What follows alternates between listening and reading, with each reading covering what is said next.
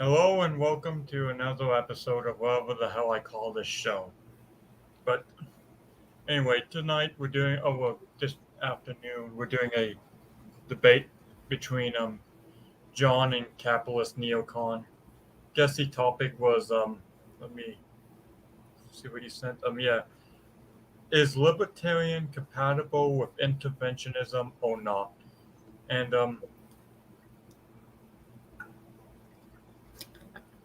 I guess since um I'm just the moderator, so I'm gonna let just let whoever wants to go first, they can go first and give their opening remarks. Yeah, you can go first. All right, I'll go first then. The main theme of this debate is whether libertarianism is compatible with interventionism or not. And while for me personally, I'm not libertarian and I don't consider myself small government. If I were libertarian, I still would be an interventionist just because I think intervention doesn't have to contradict libertarianism in the sense that if libertarianism is to stop tyrants abroad, if it's to end state tyranny, if it's to eventually install governments which are more democratic and give people more rights, then ultimately that does achieve libertarian ends through the state where you can help people abroad. And in some cases, really the only case you can do that is through defense. And while diplomacy and sanctions can have some effect, there are some cases where you do need defense. There really is no other option. And for more specific topics surrounding the debate, I would say libertarianism is compatible with a strong national defense where it's fine if they don't want to spend in other areas, but they should be willing to give a free pass to defense. In that government involvement, it can promote overall more liberty as long as it helps people abroad. And then for remaining topics, it's less about libertarianism, more about just the topic of intervention in general. So I'll just say for that topic that I think we'll get to it at the time, and I don't need to pack too much in the opening statement. All right, and I'll let John give his opening statement. All right. I'm what's called an agorist. Basically, that's a form of anarchy in that mostly it's about self sufficiency, uh, mostly about building a strong, vibrant community around you and helping others in your community itself. Um, this is where I would kind of vary from the Libertarian Party, and that I think you're right about the Libertarian Party would be fine with having a strong national defense, but only for defense, not for intervention or doing anything else abroad. It would just be pretty much just defense. And so there's a number of reasons for that. We can get into that once we get to the question. But forcefully putting your values on other people is a violation of as anyone who knows anything about libertarianism, the non-aggression principle is a huge part of libertarian philosophy. And forcing your values on them, even if you think that they are better for them, is a violation of that and actually does not give them more freedom because they have the right to live under a system that they would choose, not the system that you think is better for them. And I'll go ahead and I'll end my opening statement there, just saying, firstly, government in any form is completely illegitimate. Uh, Although you can have a very small form of maybe like a no bigger than maybe a homeowners association in order for it to be legitimate, because you need consent from every single person in the area in order to have a legitimate government.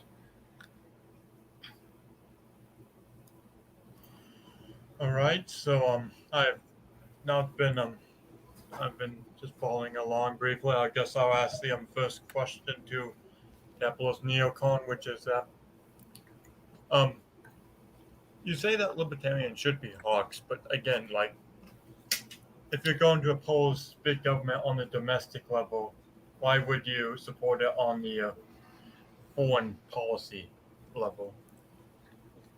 Well, for this is like an open format, so like John can speak anytime, so it's not like we just have to give our monologues on this.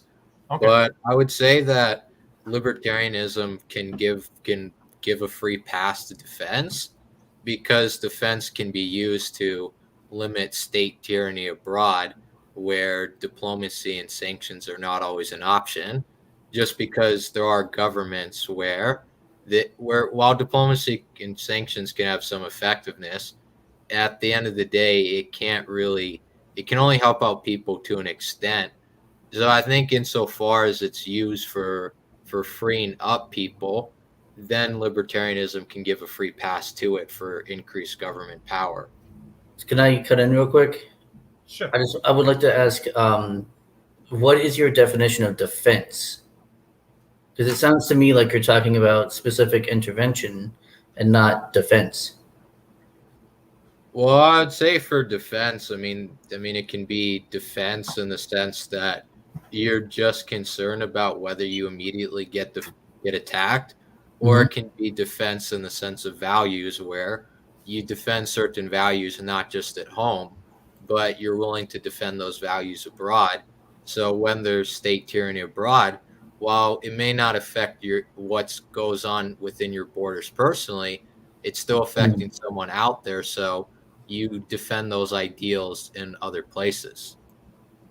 So should we? So we should. I mean, are you suggesting military specifically intervention in these places where there's state tyranny? Well, I think with state tyranny, it's complicated because it depends on the size of the state, where even for some states where you do have a moral claim for intervention, they're too big that you need to pursue other tactics in the short run before getting to that point.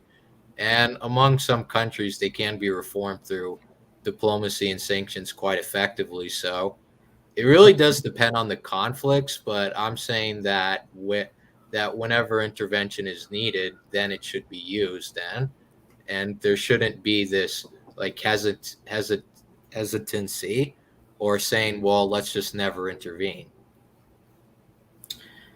Sure. So would you think that maybe perhaps the UK should be invaded by the US? Are we at that point in state tyranny for them, or Australia even? Uh, I mean, should we be invading them?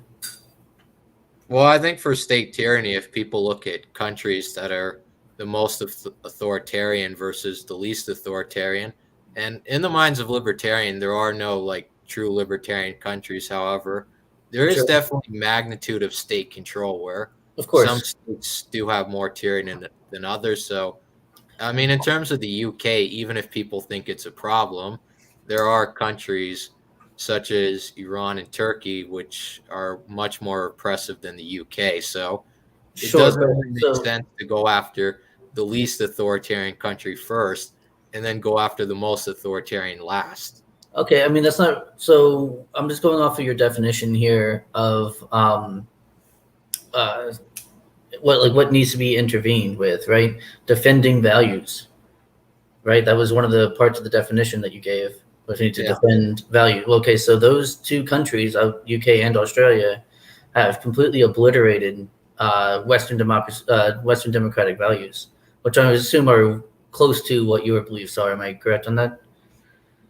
Well, I mean, which context, since it depends on what historical event you're referring to, because Oh, the last 18 months. like where so? Like for the UK and Australia. Yeah, extreme draconian lockdowns, huge like destructions in freedom of speech, obviously freedom of assembly. Um, these sorts of things that make up the cornerstone of Western values, and they have completely I stripped would those. actually agree like with the lockdowns where I don't think it's a good idea. And then also the freedom of speech part. That is correct where I'm not saying like the UK and Australia are like the best or the greatest countries or like they represent all the ideals. I'm just saying that there is magnitude where there are problems in the UK and Australia, but if someone's concerned about minimizing tyranny, it makes more sense if they're more concerned about what goes on in Iran and Turkey, for instance, because whatever problem people can cite in the UK, it's at least times 2 or times 3 in those countries. Sure, but if we're talking about like the effect on the country, right? We're talking about defense of America, right, and American values. Well, we see a lot more like tourism and immigration from the UK and Australia than we would from Turkey and Iran. So those are those people coming over here, bringing their values here. Should we not then force them to have our values based on what you're saying? I mean, well, for the issue of assimilation, it does depend. Where I do think, in general, that when people come, they shouldn't just come freely. There should be some type of legal process Sure. where they can transition to citizenship. But my main point is just with intervention is even if someone agrees that the U.S. has its problems or the UK has its problems, they could at least acknowledge that if the U.S. were to go after a more authoritarian regime, even though they don't like the U.S., it's better because they can counter worse threats that are out there. Okay, so what threats? You brought up Turkey and Iran. So what threats do they pose that forces us to intervene in their countries? And do you think that so you also expressed earlier, two-part, I guess. You expressed earlier that you want to kind of, I want to be fair with what I say. You want to have them be involved in our I'm really trying to say this without being a dick. You kind of want them to have our values, right? And you kind of want to use the military to do that. Well, getting closer to having our values compared to where they're at now, it's a long process. It's to get other countries to get similar values. It's not as simple as making Iran the 51st state. Right, sure. I don't support that. I don't support like states that are located thousands of miles away, just because I don't think bureaucracy is very good when you have countries that are physically separated from the capital by thousands of miles. Well, we definitely agree with bureaucracy being bad. So that's a good start, I guess. But we don't have to spend all of our time on this. If there's anything else, or have I don't know if you have anything else to mention on this subject. Just that the only thing I would add or finish with, I guess, is people don't generally like when you threaten their way of life, even if it is tyrannical. So I'm not saying that like, oh, we shouldn't do anything or that, nothing should be done at all. But there's a reason why these massive groups like the Taliban and Al-Qaeda and ISIS were able to take over in these areas. Well, they gained a lot of support, even from people who normally wouldn't support them because they are extremists in Islam. But there's a reason why, is because they are much closer than we mostly Christian Americans are to their way of life. So when they say, okay, well, we're going to resist this, and you're like, all right, well, I don't really much like the Americans either, so I'm going to side with you and help you overthrow them. It would be the same thing like if someone tried to invade the United States. Think of it this way. Someone tried to take over the United States, and there's some, extreme, Christian, evangelical, militant group that is taking over parts of the U.S. and they're gaining ground. You might not be a Christian. You might not be super Christian, but you're probably more likely to side with them than you would, whoever's invading, right? Well, I would say for we constantly create our own next enemy. Like every single time we defeat an enemy, we've used another group to defeat them, and then those people turn on us, and we're just constantly creating new enemies, and that creates a new justification for war. That's the problem. It's this vicious cycle of defeating an enemy and then creating a new one and trying to defeat that one.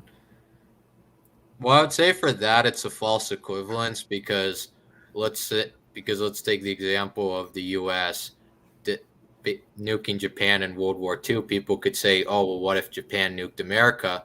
But yet, America and Japan represent very different values. So, it's basically if let's say you have a capitalist country invading a country that's not capitalist, people could say, "Oh, well, how would you like it if the country that wasn't capitalist invaded you?" Except the ideals are very different. The ideals that they're spreading are very different. So one can support one, but they don't have to support the other. Well, I think there's a difference in economic policy rather than like cultural value, which is what we're talking about. Cultural value is very, very much deeper ingrained, I would say.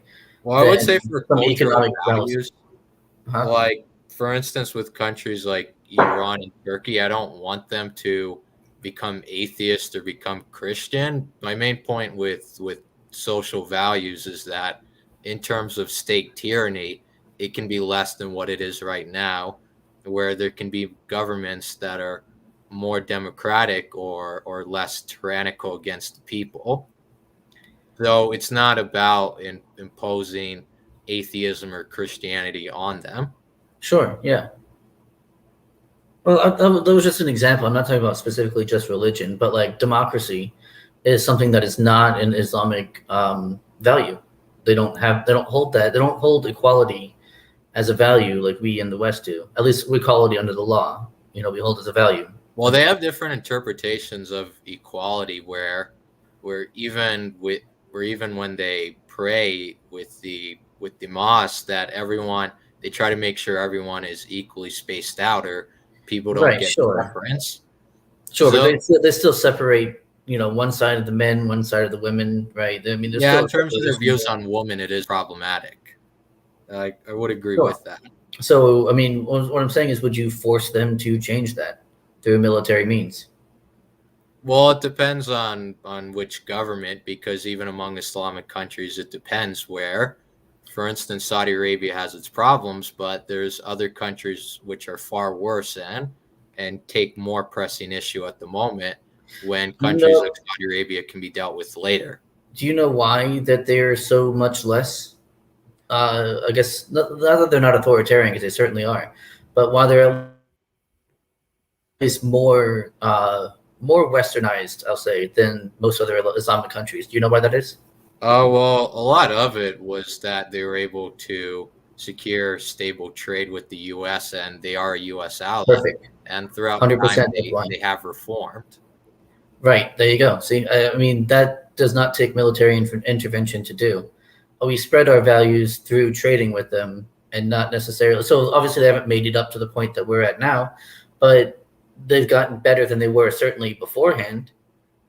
Yeah, so I'm saying intervention in 1,000 or some 2,000 years cases. beforehand, right? Like it depends where for some countries where there's a lesser evil in the region, you should use diplomacy. You shouldn't try to stigmatize them because if you send a message that you're not willing to work with Saudi Arabia, then every other country in the region is going to say, well, if you're not willing to work with them, you're definitely not going to work with us. Shit, sorry about that. But I would say for cases where there are regimes that rank among the worst in terms of authoritarianism or the worst among oppression, or if you were to ask libertarians, which countries do you think are the worst and the best to live in?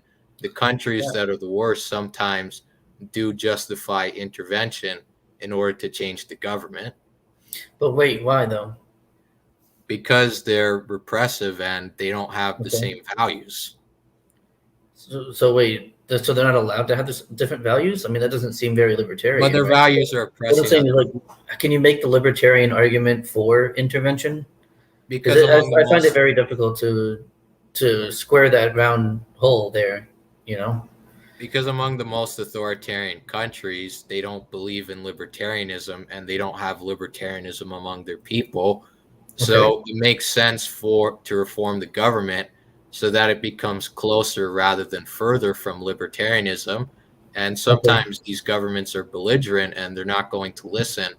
So you do need military action in certain cases to get the government to become less tyrannical. Since governments don't always just reform on their own. Like, for instance, Iran, you can try diplomacy, but they're still going to have Islamic theocracy for a long time. So do you remember towards the beginning of our chat, I mentioned the non-aggression principle, which is the cornerstone, the foremost principle in libertarianism and libertarian philosophy. Like, you're not going to find, so obviously forcing a government to change, especially through military means, is a huge violation of that principle. So I mean, yeah, you can have your own reasons for doing intervention, but I'm saying that I don't think you can find a libertarian reason to do it, even if Well, I it would is to say, spread liberty, because what you're doing is actually not spreading liberty. What you're doing is you're aggressing on a group of people for no other reason than they are different than you, and then well, they act differently than you, and that's it. I mean, there's no call for intervention. There's no like the only thing is you would have. I mean, the only people who gain anything are the military industrial complex. I mean, these people, thousands of people lose their lives, lose their homes, lose their work, lose whatever after, you're dropping whatever kind of bombs you're dropping. And then, okay, so now we have a democratic government, but you look around and everything sucks. And I know you can talk about like empire building and stuff, right? Like, fixing their nation infrastructure or building. whatever. I don't want an empire. But that's what we have now. We have an empire. I We mean, don't how's call it it an that, but empire? Like, where are the colonies? An empire has colonies or would try to convert countries to be the 51st state. yeah. So what we do now is closer to what the British Empire did.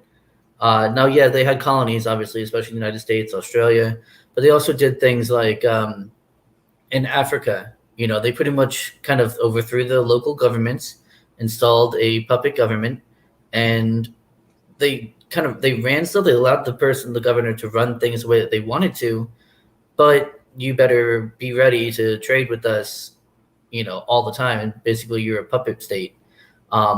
They did that with India. They did that with a bunch of Africa. Well, the thing is A with ton of other India, countries. But in what I'm terms, saying is, like, this is what we're doing as the United States. It's still an empire. Just because we don't like do every single thing that every other empire has done throughout history does not make us less of an empire. It just makes us more of an economic empire than like a conquering empire. well, I But it's would still an say for empire the nonetheless. point on India with the British, the Indian system did improve because of the British, because even in terms of universities, there were hardly any Sure. universities before the British. But then now, India does have universities that if people work hard, they can go to. It's not just something reserved for the elite. So even if people talk about foreign influence, it's not necessarily a bad thing, because when people say, well, America's trying to influence this country or Britain did try to influence that country, that doesn't mean it's necessarily a bad thing, because sometimes for these countries, these are countries where they don't have an organized school system, where in terms of the courts, it's basically whatever the dictator says, and they can get a more democratic process. And through the point on economic trade, that's not really a bad thing. And among libertarians, they usually Yeah. support free trade. Of course, So, that's the point I was going to make. Was I'm fine with influencing a country or their culture through trade and diplomacy. It's the military intervention where I draw the line. well, I would say for the NAP argument, I do think there can be a justification, because if, let's say, someone's doing a bank robbery and someone who sees that a bank robbery is going on stops the person from doing it, people could say, well, they're aggressing on the other person, but they're preventing the other Well, person from doing a crime. well, no. So that's the thing: is the person who's robbing the bank has violated the bank's rights of property, being their wealth. And so once he's violated the NAP, he forfeits his own rights. Well, can I ask you this? Sorry, I'm going to just interrupt you. Yeah, you're fine. So, with intervention in Afghanistan, would you say that the Taliban did violate the NAP because they were harassing the other government of Afghanistan, which is the Northern Yeah. Alliance at the time? Probably, yeah, I would say that's fair. Without like going into a deep dive on their politics over there, because not that I'm no expert on Afghani politics of the past 60 years or whatever, but I would say yeah, probably. Yeah, because my So, main point. I'm just going to ask one. So, would you say that if we intervened against the Taliban, that wouldn't technically violate the NAP because the Taliban did it first?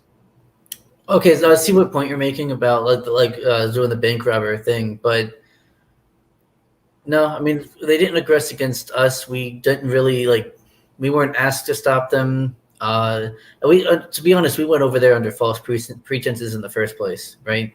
I mean, there was no real reason to go over there other than we think Osama bin Laden might be over there. But then we ended up just taking the whole country and then decided to just take over Iraq as well while we're in the neighborhood. I mean, it seems to me like that war was under a lot of false pretenses. We got lied into both of those wars. There's no real justification for either of them. Well, I'm just going to say one more thing, then I'll just mute up. Okay. Massoud did ask, well, the leader of the Northern Alliance did ask for U.S. intervention. But is that justified or something, or is it just? Yeah. See, I'm not sure about that. Like I said, I'm not really up on the whole Afghanistan thing. I would still go towards no, but I honestly don't have a good reason why not. Okay. Yeah. It was just me interrupting. Yeah, no problem, man. Yeah. All good. Anyway, I'll let you get back, capitalist neocon. Yeah, Yeah. but Do we want to move on to another topic? Because we've been killing this one for a little while. yeah, we can move on to the other because the other question is very similar to the former. Okay. Of the idea of whether government involvement can be used for the purpose of promoting greater liberty or whether it inherently violates liberty. But my main point with the bank robbery analogy earlier is that if there's a third party or if there's a person that sees a bank robbery that's not related to the bank and they go in and stop the bank robber, I would say that it doesn't violate the NAP due to conditions of positive vigilantism. And people could say, well, it's up to the bank to stop it. But either way, whoever stops it, it's subjectively a good thing. Yeah, no, I mean I guess that's fair. But again, when it comes to countries, I think there's a little bit more nuance to it, like the pretenses. So okay, so here's an example with going back to the bank robber analogy. If you say, for the simplicity, we say you shoot the bank robber, right? And that obviously that stops him flat, right? So you're a hero, you stopped him. Well, what happens now when you pick up the bag of money and now you're running with it? That's essentially what America did in Afghanistan and Iraq. They were violating people's rights, but then we went over there and did the same thing and took a bunch of resources. I mean, I don't think that makes us better. Well, as far as the argument that the U.S.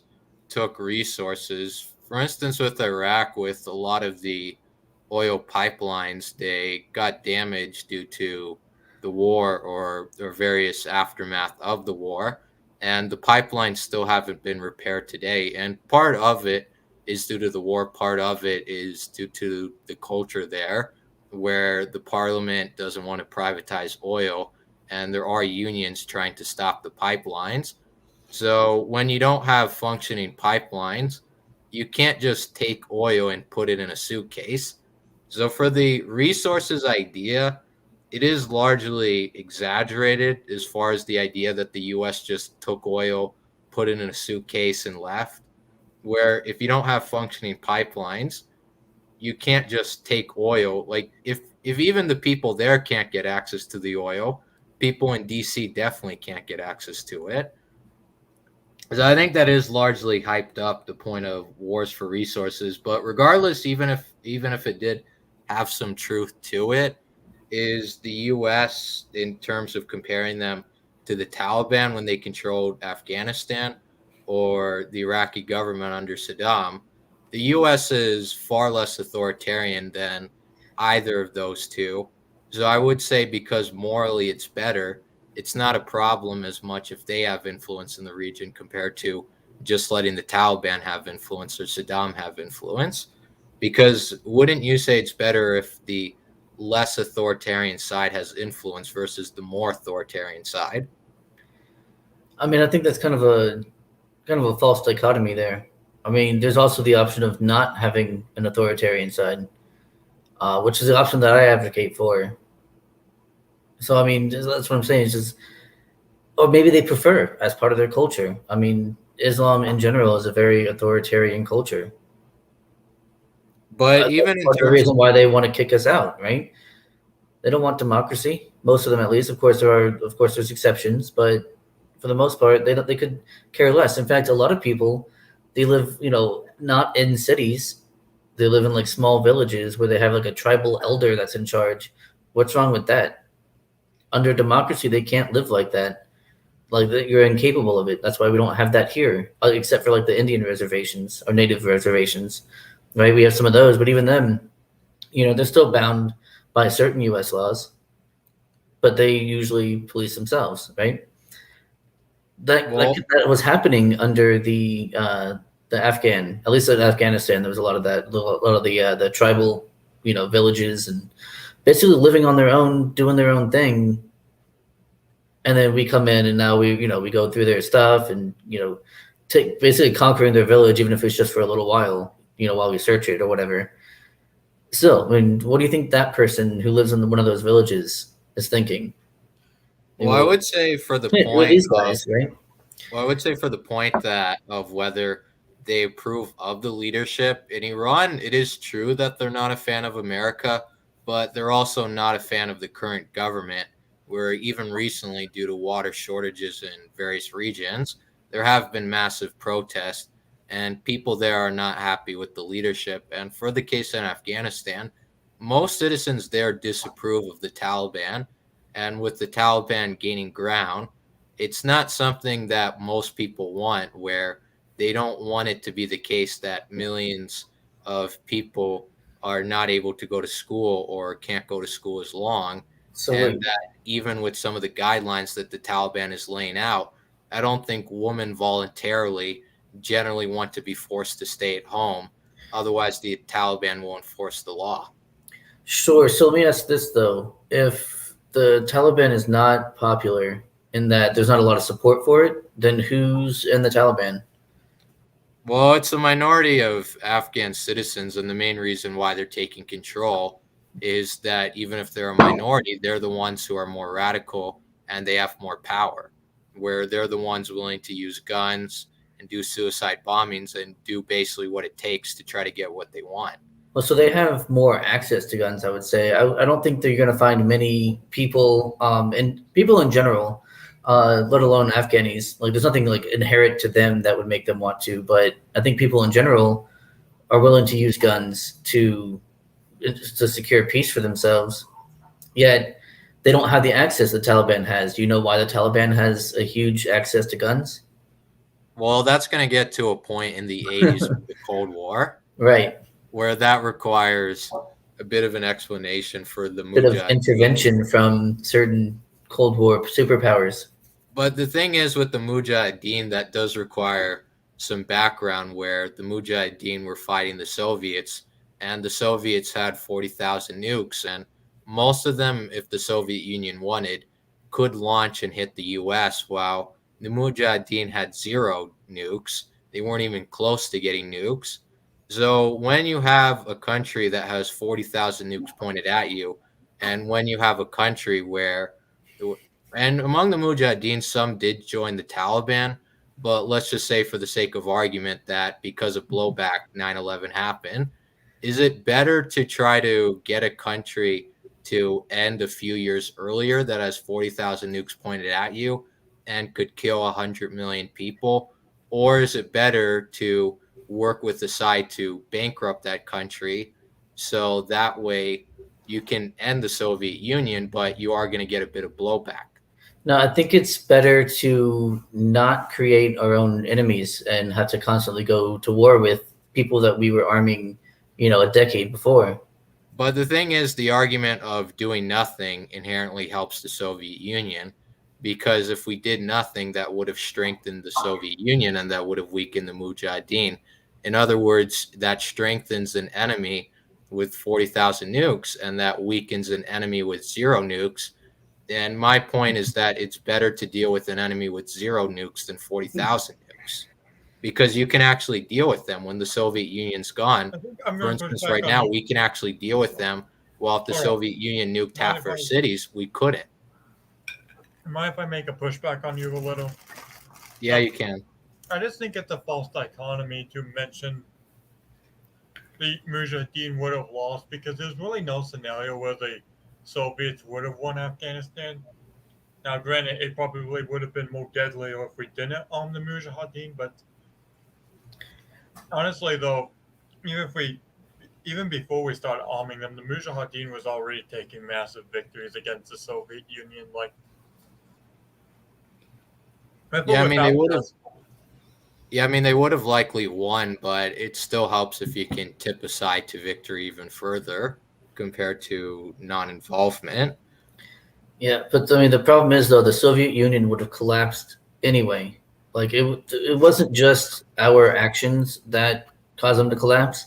It's mostly, first of all, communism that caused the country to collapse, right? So yeah, it was propped up and it had a strong economy and it was a strong manufacturing base, but it wasn't sustainable.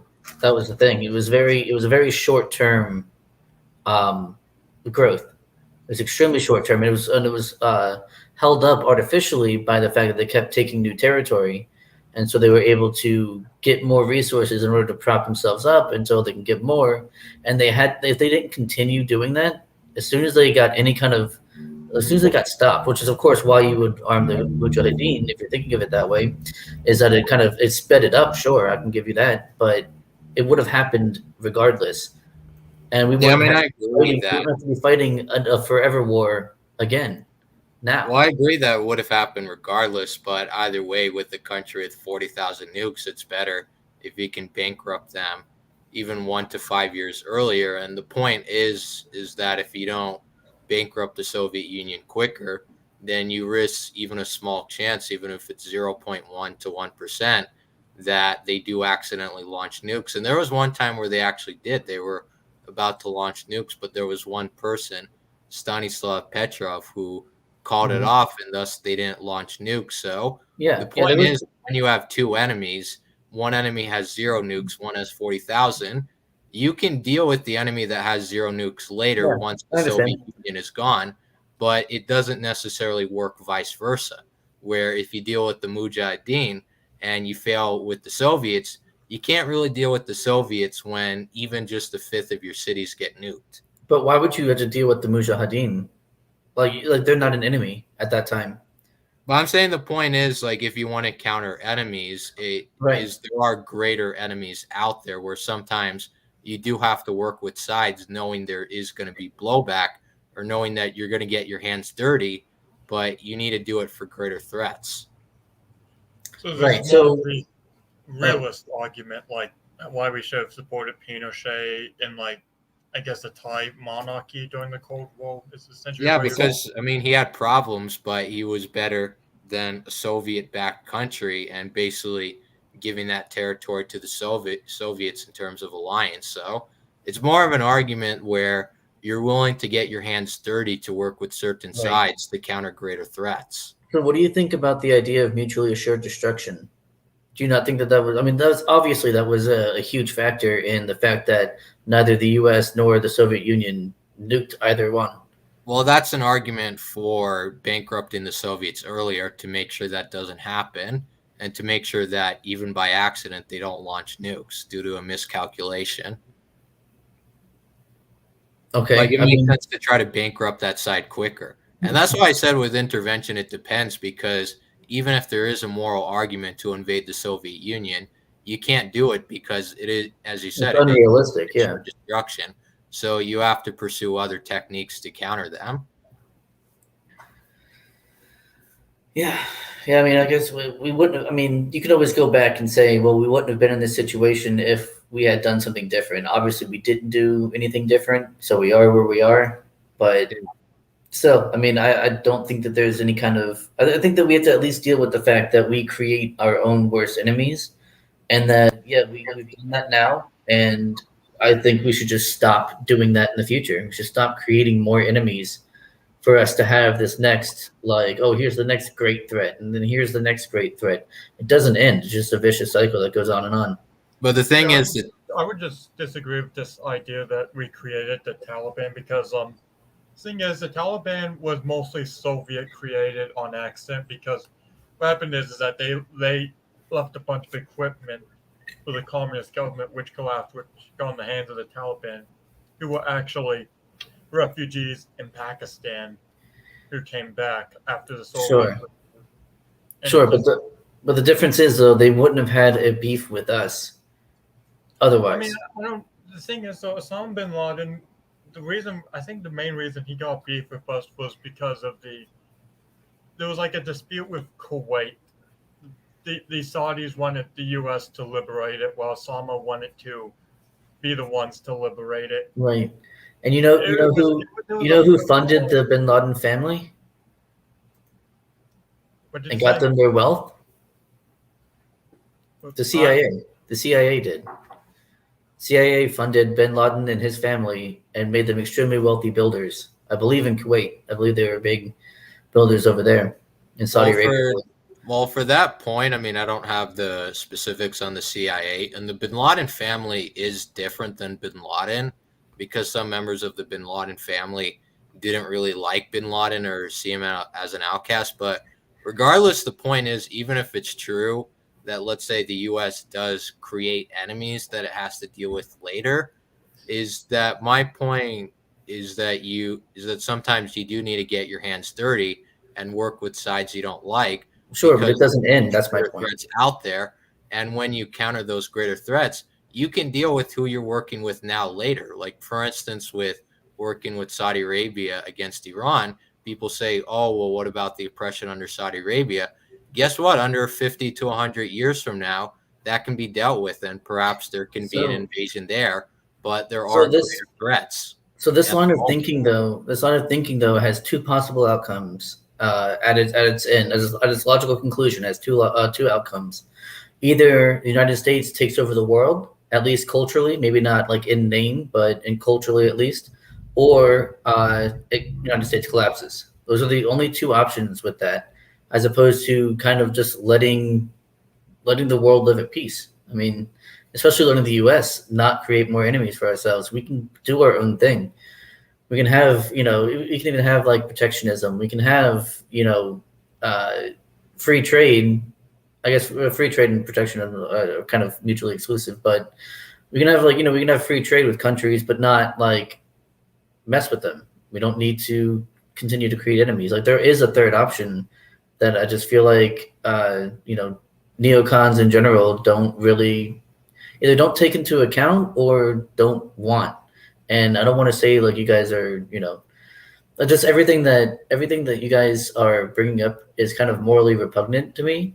And I'm trying, I'm fine. I'm not gonna start being a dick or anything. But it's pretty horrifying the things that you guys want to do and the justifications that you have for them. Well, I never make it clear. I don't think I've ever actually justified anything on stream. I'm sorry? I couldn't get that. I didn't justify anything on stream, did I? Did I? No, I'm not saying you necessarily. I was just saying neocons in general. Oh, okay. Yeah, it wasn't personal or anything.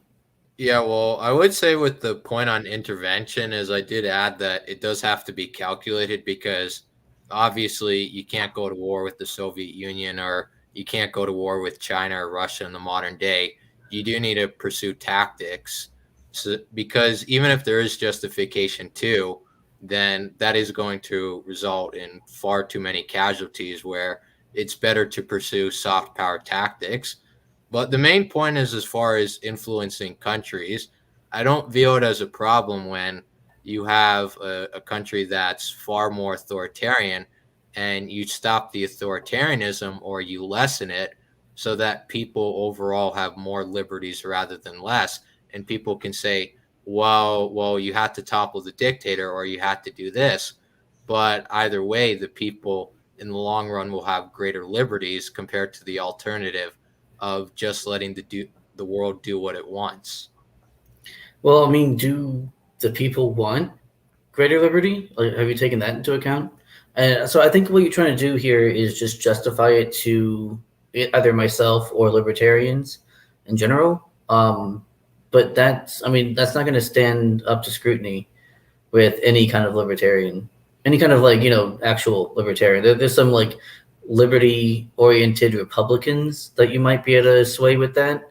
But like anyone who's actually a libertarian is not gonna be okay with destroying homes and wrecking families in the pursuit of some like greater noble idea of freedom. Well, the Or thing is, as freedom far for other as people.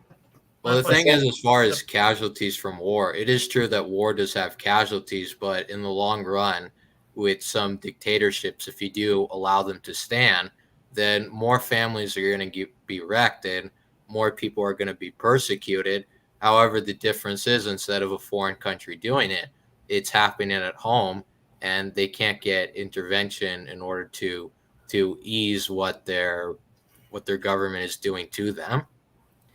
Well, so let me push back on you, capitalist neocon. Do you want to? I'm assuming you want to spread liberal democracy, but again, if you want to spread democracy, what if the people who you quote liberate are just hate you more and they end up electing someone worse? Because that could yeah, also happen. You could overthrow a tyrant, and then the people who, like it'd be like, let's just say what happens in South America all the time. like let's just say hypothetically we remove Saddam Hussein and somehow a Stalinist is elected to become the president of Iraq. Well, for that, I would say that you can't have immediate democracy because, for instance, in the case of Chile, with that, well, for that, it Okay. largely wasn't U.S. intervention. It happened organically. But as far as Allende being toppled and Pinochet being installed in power, Chile, as of now, is a democracy, and it did transition where, even though Pinochet did rule for a little over 15 years, there was a referendum where people voted yes to transition to a democratic process. And nowadays it is a democracy compared to just doing it right away, where there is always that gamble that, well, what if they vote for someone who's worse? Or what if they vote for maybe Allende 2.0?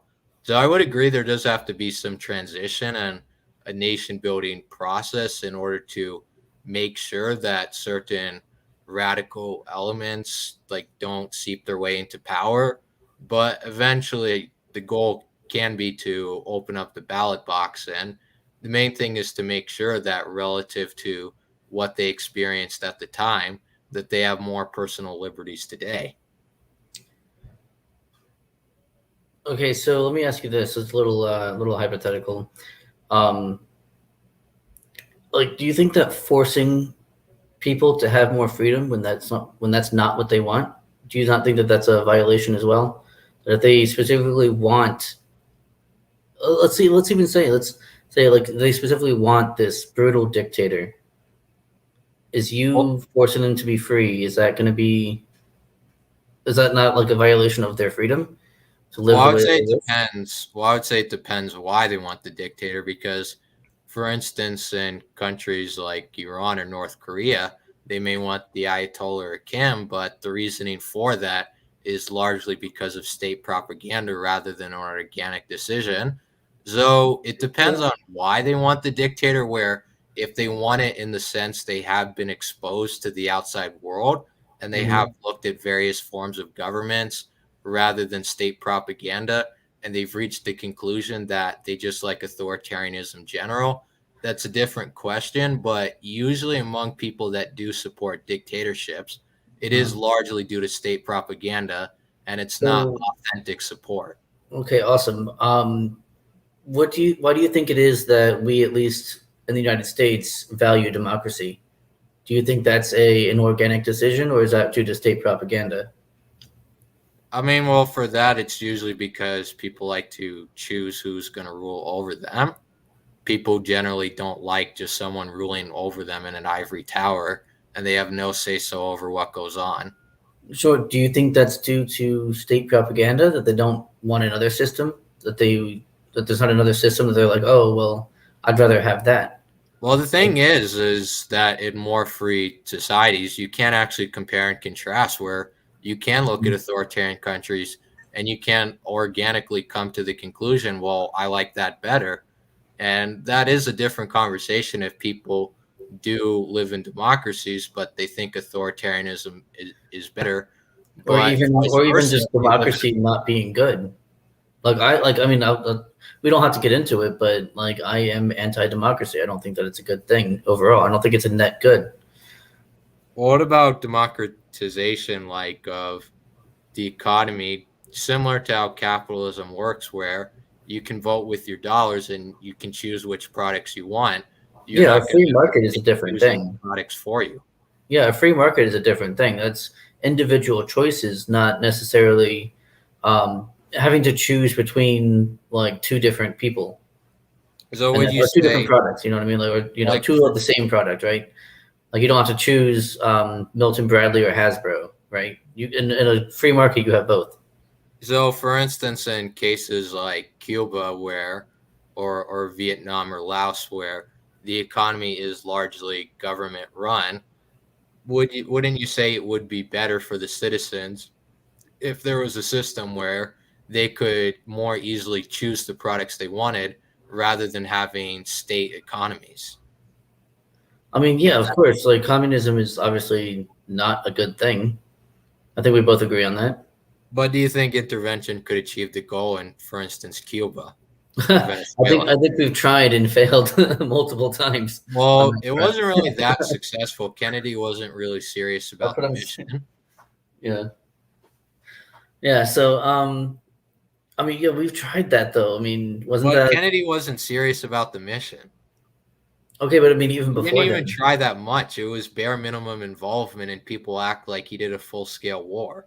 yeah, yeah. I mean, obviously it wasn't, but yeah, no. I mean, I would be for lifting obviously any kind of trade embargoes against Cuba and letting them and trading with them. Yeah, absolutely. But the thing is, if you lift the embargo, that's just going to have more money flow in the hands of the regime versus you can get rid of the regime and you can have a more capitalist system and privatize various industries so that people themselves can decide what to do with the oil or natural resources or food rather than have the state tell them, well, you need to have this much in terms of rations or we're going to spend this much. Well, they seem to be taking care of it themselves, at least for the moment, right? I Well, mean, even recently, there are a lot of protests, and they're due to food shortages. They're due yeah, to insufficient response in terms of health care or housing. right. So they're not doing a very good job in terms of taking care of their citizens. And people can even look at the type of cars that they have in Cuba than here. Yeah, The type they're of cars that they have there are they're very ancient. different than here. Yeah, yeah.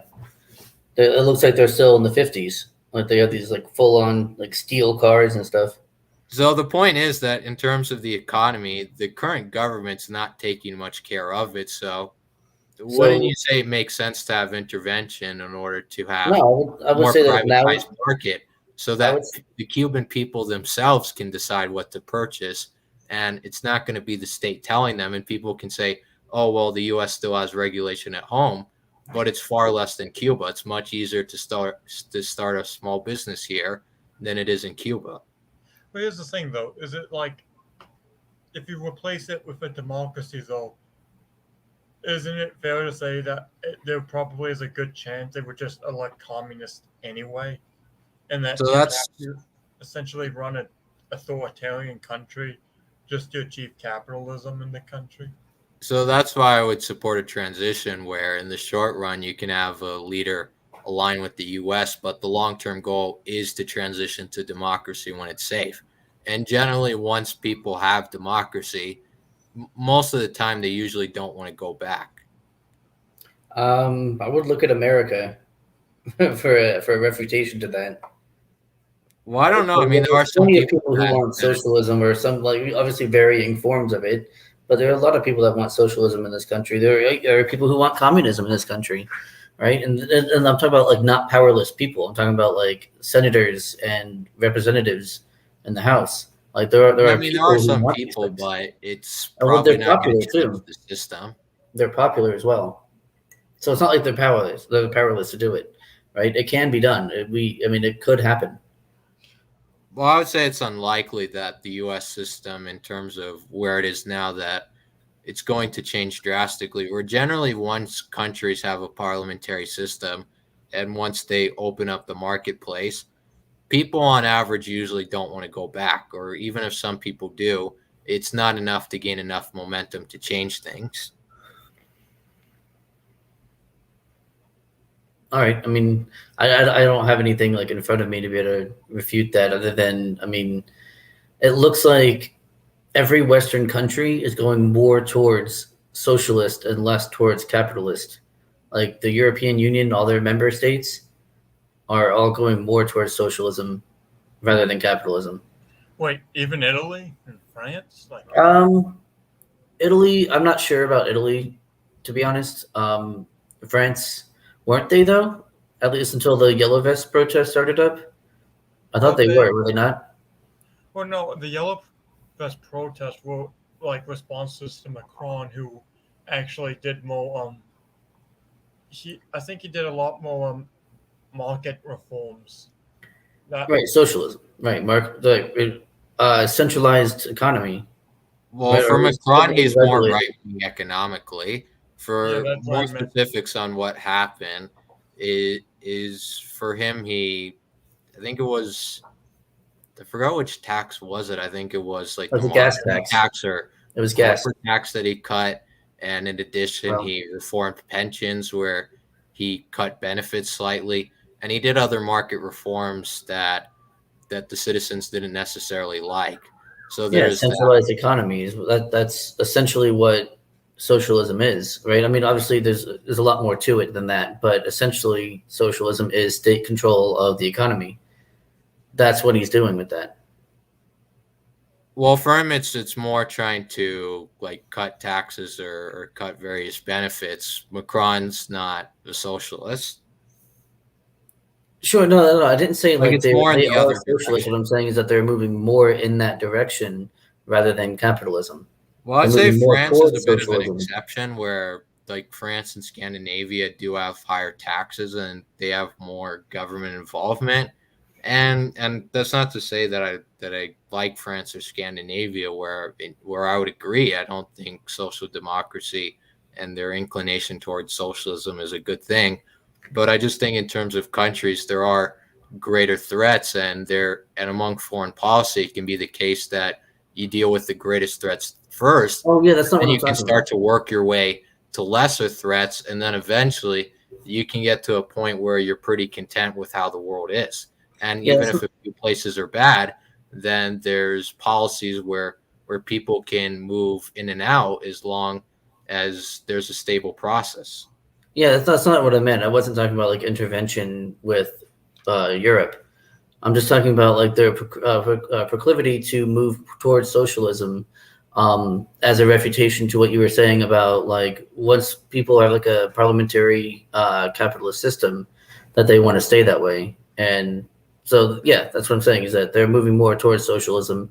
They do still, of course, they still have their parliamentary system, but we're seeing more and more control, especially the last 18 months, more and more control being centered at the top, right? Especially in the United States, and this holds true for both Trump and Biden with executive orders, Yeah, right? well, I would say Ruling like through executive order is a terrible precedent to set, and that is turning the president, whoever he is, whatever, I don't care if his tie is blue or his tie is red, that's moving more towards authoritarianism.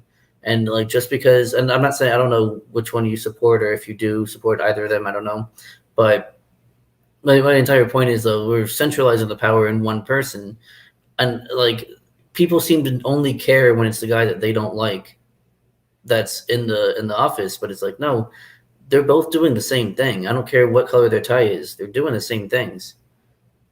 yeah, well, I would agree that like with the lockdowns or various like government increases in power, especially with the pandemic, that I would say it's a problem and people and libertarians more so, they can take a lot of issue with the US, the UK, and European countries. That's fine. But my point is that they can advocate for reform at home, and they can recognize that they can support intervention in cases where it's far worse.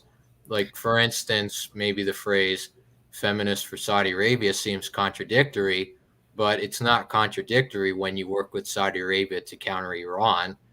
So even if libertarians take issues with the West, they can advocate for reform at home, and they can advocate for intervention against worse countries and reform them more so here, so that instead of having to deal with Iran, you can deal with a country that's more similar to America, and you can complain about executive power rather than complain about a religious run state economy. Right. So the thing is, I mean, obviously, what is closer to home is going to be more on the forefront of my mind, right? The things that are specifically going to affect me are, of course, going to be the first thing I'm going to think of. Yeah, I mean, that's affecting me natural. day to day, every day, all around me, right? I mean, Yeah, that's natural of any person. Like, of if course, a person is going to think of one person, it's much more likely not going to even be just a one family person, member but the rather than people just a around me as random well. person on the street. Well, not even that, just like whoever's around me as well. I'm much more likely to think of them and their health rather than, someone 15,000, 20,000 miles away. But at the same time, like that's so, like I'm saying, that's not, I don't know, I guess maybe kind of callous, but it's not our fight. That's Well, their I mean, fight, people can right? support, like, putting their country first, or among spending, they can advocate the majority of funding for the government being spent at home, but they can Wow. advocate for some funding for defense. So you can spend a lot, so you can spend some at home, but Yeah. you can also spend some abroad to help people there, because this policy of, well, I care about people here more, that's fine. It's just that the policy of America first, it shouldn't be America only and America alone on the world stage. Well, no, I mean, it doesn't have to be, but when we're talking about military intervention, which is not, in my opinion, the same thing as defense, right? You can do defense as long as it's for defense. Well, I would say defense, it can mean different things. And defense in the sense of immediate security risks, or defense in terms of ideals, where you spread ideals abroad, and where That's there's not an defending, incredibly though. No, authoritarian but country, hang on, that you because spread your values. hang on, yeah, exactly. Spreading your values by force is not defense. There is no definition of the word defense that could mean forcibly injecting your ideas into another country, especially through military means. Well, either way, whether people want to get technical on defense or military, either way, in terms of countries that are more authoritarian, through military intervention, they can become less authoritarian. And even one example of this is Japan, where there was the Empire of Japan, and they got nuked twice, but now they have a more parliamentary system, and citizens have more civil liberties than they do. And even among modern day Asian countries, China looks more like Imperial Japan than Japan does today. Okay. So I mean, that's one so they were example just of they were just intervention in Japan, and it worked. It helped out. It helped out the people. Now, relative to if the Empire of Japan continued. I mean, sure, yeah. So they were another empire, much like the U.S. empire. They were much smaller, but they were gaining ground quickly, and obviously, made alliances with a certain Austrian dictator, failed art student, and that was why we apparently didn't like them. Obviously, then Pearl Harbor happened, and we can get into whether or not that was allowed to happen on purpose. But the point being, yeah. So once they attacked us, we were able to now it's considered a defensive war, right? Because we were aggressed upon first. That's how we got the entirety of the United States behind the war effort. Whereas beforehand, there wasn't much popularity for it. There wasn't much like call to join World War II, right? I think that's at least that mentality of like pre Pearl Harbor is just fine, right? Like hey, it's not our fight. Like we're not going to go and send our people, send our sons, and nowadays send our sons or daughters, whatever, to go and die for somebody else. You know what I mean? especially nowadays when the justification for war is much more flimsy than it was for World War II. Way more flimsy nowadays because it's very dubious what the justifications even are, other than like, oh well, we can spread our values. Well, I don't think private first class so and so wants to go and die for some Afghanistan person's rights, right? I mean, that should be their fight. That's kind of the point, right? But That the main if one of thing, our soldiers who they did sign a contract agreed to serve in the military for X amount of time, but that their lives are not to be wasted, right? Sometimes lives have to be spent. That's true, but there's a difference between spending a soldier's life and wasting it. And every single life that has been ended in Afghanistan or Iraq has been wasted, and that is unacceptable. I mean, well, I would say that in terms of war, it does have to be calculated in order to minimize casualties. But as far as the point on casualties during war, it is true that there are casualties, but also allowing the world just to be however it be also can have casualties where, for instance, in Afghanistan, when women aren't even able to go outside without permissions of their husband, that's Mm-hmm. going to affect at least 15 million people. Or when Of course, various girls can't go to school, that's of also course, going to affect a lot of people. of And the course. Taliban does sometimes kill women, or they kill Yeah, people who they deem to be political dissidents, or they say like things disapproving of them. So the point is, either way, there are going to be casualties, whether there's involvement or not. It's just that one is temporary and one is more permanent. they're all So temporary. I support the one that's more temporary rather than the They're ones that all permanent temporary. of just allowing the world to be how it's going to be. So all those casualties are temporary, right? The Taliban is temporary. The United States, obviously, temporary, right? Everything, But there's various degrees. of There's course, but different degrees. everything exists until it doesn't, right? That's like the nature of the world. Everything But exists until there's it doesn't. different degrees of existing where the Taliban can exist for hundreds of years versus there's a Probably not. war, people die, it gets taken out versus just allowing it to continue. But then we do it There's again, different degrees of right? temp. But then we do it again. The Taliban is doing it in a small area. We do it to Afghanistan, and then Iraq, and then Syria and Libya. Like we're doing it all over the world. Tons of places in Africa that we don't even necessarily know about or talk about all that often. I mean, we're doing intervention everywhere. We're causing death and destruction everywhere on this planet, all the I mean, well, time. as far as the point, like on Libya, Syria, and Africa, there's really hardly any involvement there. And among involvement there, it's usually in the form of drone strikes, and it's usually to Usually, encounter various militias or terrorist groups there. Like even for instance, with strikes in Somalia recently, that was something that the government of Somalia actually wanted, and so this idea of just the U.S. being reckless or just bombing places for the sake of it, no. that That's not what I'm doesn't suggesting. work against the government. It's all highly calculated and planned, thought out at least. Maybe not planned out necessarily, but thought out for sure. They're not going to bomb somewhere if they don't have somewhere to gain, something to gain. Of course, they're not doing it for the sake of doing it. That's not what I'm suggesting. All I'm Yeah. saying is that, like, saying, okay, well, we're going to end this regime in order to put someone in charge who's going to be less tyrannical. Okay, that's great, but we're still doing that. We're doing that over and over and over and over again all over the world. It's not going to stop. We're just going to constantly be changing regimes and whatever, like the plan that I imagine you would have, and stop me if I am incorrect, that you want to kind of adjust the world's regimes, especially the most authoritarian ones, to less authoritarian ones. But most of that, especially with the more authoritarian ones, is going to take military intervention.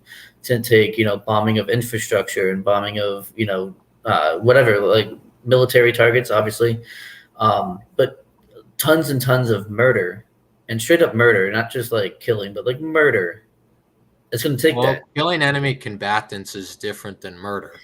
It Eh, depends on who's killed. If you kill like someone like Osama bin Laden, that's not murder. Those are two different things. I mean, if that helps you sleep at night, that's fine. But No, I mean it's all. So it's not. I'm not even just talking about just Bin Laden himself. I'm just talking about just all these casualties in war in general, including our own people.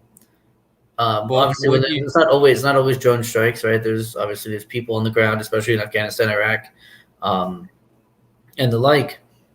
It's not, but like it's especially if we go into Iran now, that's a whole other thing. Now that's going to be another 20-year war. You know what I mean? Like it's just not going to stop ever, and at least until they'll do things that I brought up, right? Either the U.S. collapses or we take over the world and our the world empire, basically, which I don't Well, think either of us wants, right? well, with as far as the empire, I mean, I don't support an empire, but I don't have a But the, problem with the but your U.S. policies exerting that influence around the the policies world. that you're advocating suggest an empire. Well, I mean, either way, however technical people want to get, I don't have a problem with the U.S. exerting influence abroad. And we can start to get to a break since it's the middle of the debate. But I'll just say, as far as the point on casualties among authoritarian governments, they can commit a lot of casualties and they can be brutal. Like, even, for instance, if the Taliban's left unaltered, people are still going to get killed and people are Yeah, of still course, going to suffer. of But course. the question is that under some cases, in the case of war, a lot of people suffer, but that's temporary. Where once you get the war over, like for instance in Japan, people did die, but nowadays they're the third richest economy in the world compared to just saying, well, Imperial Japan can do what it wants, and to this day, their economy in terms of state tyranny, it would be far worse if Imperial Japan was around compared to the Japan today. So I would just say that there are casualties, but there are also casualties due to non involvement. It's not something where someone's morally innocent if they say, I'm not going to get involved. But we can start to get into, at least for this segment, closing remarks and then like around a 5 minute break. All right. Um, so I guess I would just want to respond to what you said about, it would be worse if we didn't get rid of the Empire of Japan. I suggest that there's no way that you can possibly know that either of us could know that. So there's no way I can know that it wouldn't be worse, or that it would be worse, or that, I'm sorry. There's no way that I could know that it would collapse, or that it just wouldn't be as bad. And there's no way that you can know that it would be worse, right? Do we agree on that? Well, I would say there's no way of knowing 100%, but people Right. can make predictions or analysis which do have strong correlations or can suggest that it would have been worse. So from what I know of what they were planning, they pretty much would have just taken like Southeast Asia, which I think, I mean, while they did invade China, they probably would have gotten a lot of pushback from that. I think they would have been stymied in and around China, Vietnam kind of area, um, Korea. They in Korea, Japan and Korea are both ancestral enemies, along with China, of course. Um, so I don't know. I think that there's an argument to be made that they wouldn't have been able to spread too far either. What they were doing were taking islands, which, I mean, for people of their size and of their ferocity, they would find that pretty simple, right? These tiny islands that have almost no defense, right? So that's what they were doing. They were taking islands, hundreds of them, and then they moved into like China and Southeast Asia in general. Um, I don't think that they would have gotten further inland, and that if they hadn't done Pearl Harbor, I don't think that they would have been much of a problem. They wouldn't have been a huge player in World War II.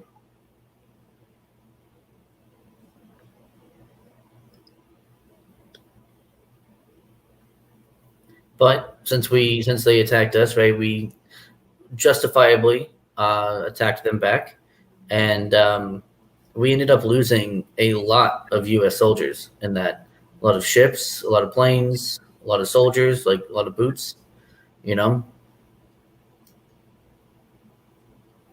Yeah, well, I would just say on the World War II part is I do advocate a different strategy for it, but that's good. That's going to have to be an entirely separate debate sure. for my views on it because that's going to require a lot more nuance. But I think for Yeah, this, we can have like Grayson. Do you want to have start a 5 minute break or so, and then we can come back?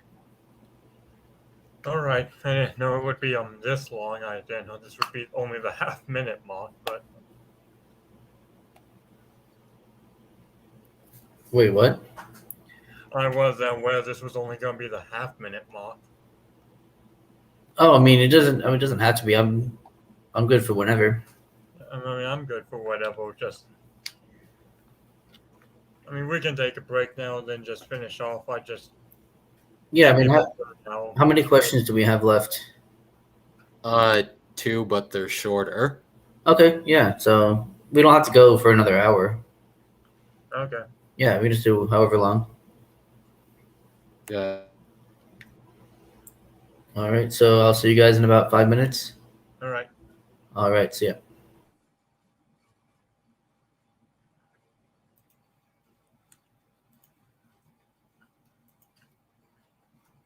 So,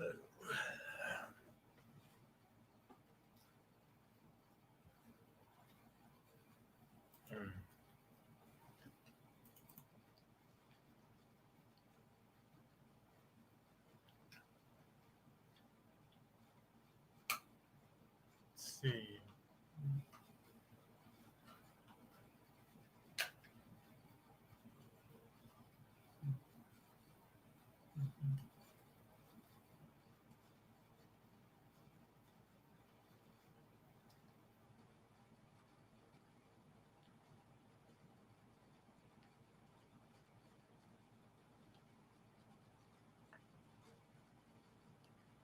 I don't know what to talk about here because there's no one in the chat, but guess I'll just talk about.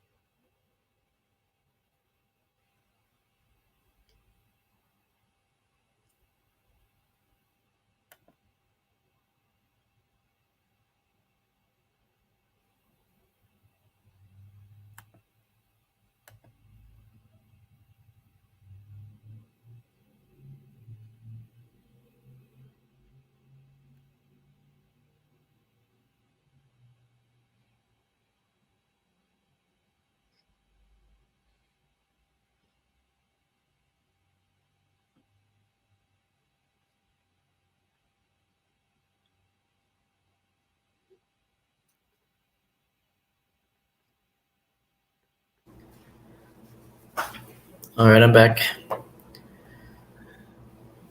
All right, so Grayson said in the private chat that we can start without him since with the Okay. moderator there's not too much of a need. So Yeah, we're I mean, I think yeah, we're pretty, I was gonna say I think we're doing pretty good at not interrupting each other, but then I interrupted you, so I guess that's wrong. But no. yeah, that's fine. So I guess for the final two segments, this segment is in what cases is intervention and war justified, and the final is more a debate on incrementalism versus radical change, but Yeah. that's not quite as important. Yeah, I think we're gonna agree quite a bit on that last one. Yeah. So for cases where I would say intervention is justified, intervention does need to be planned out and well coordinated because even you said there's two possibilities for intervention. Either eventually most of the world does look similar to the US or the US tears itself apart. So it does have to be thought out because, for instance, if someone said in the 80s, let's nuke the Soviet Union, then that's obviously a bad idea. So I would say for cases of intervention when there are severe authoritarian governments and when it's so that they're smaller than the US, so the US could easily win if there was a war, then I would say it's justified. And also, in some cases of humanitarian intervention where there's problems at home, and also if they pose a national security risk, in general, if they don't get on good terms with the U.S., they should start counting their days that they have left. Yeah, see, that sounds extremely imperialistic. I know you said you don't like empire, but that's how empires act. It's, you know, do as we say, or we're gonna come over there and make you. That's essentially what you just said. Am I incorrect on that? Well, I mean, in terms of empires, it depends because I don't want them. I don't want other countries to be colonies, or I don't want more than 50 states. I think that there Sure, but should be but if it's the same countries. effect, if it's the same effect as having a colony without it being a colony, I mean that's just a distinction without a difference. Well, either way, if people want to call it an empire or not, or like, I still would support countries becoming more similar to the U.S. rather than less similar. So I would support that as well, but I think we would go through different means of doing so. Yeah, because I would advocate in some cases you do need intervention, and as far as spending, we can get into that, but there are ways that you could spend more on defense while still balancing the budget. So I don't just want to borrow a ton of money for these wars. I actually want to be able to pay for them. Right, but so how? Okay, okay. I mean, I don't want to get into that. That's an extremely boring topic. Getting into like how we're supposed to pay for these wars without borrowing a shitload of money. But we don't have to get into that. That's fine. The only time that I would say like war is justified is if we're attacked, or if we're attacked first and without provocation. Right, that's a big thing. Without provocation. I mean, if you're poking somebody, over and over again, and then they turn around and punch you, you got what you deserved, right? Like you were messing with that person. But Yeah. if you're just walking down the street and then someone comes and clocks you, all right, well now you have an excuse to get up and beat the crap out of that person, right? I think we agree on that. Yeah, I mean, I would say so individually, those Right, cases but if work. someone, But I but if think you see countries someone that's work looking at you different than mean, individuals. but if you see someone who's looking at, oh, okay, but I'm doing an analogy of the country is an individual.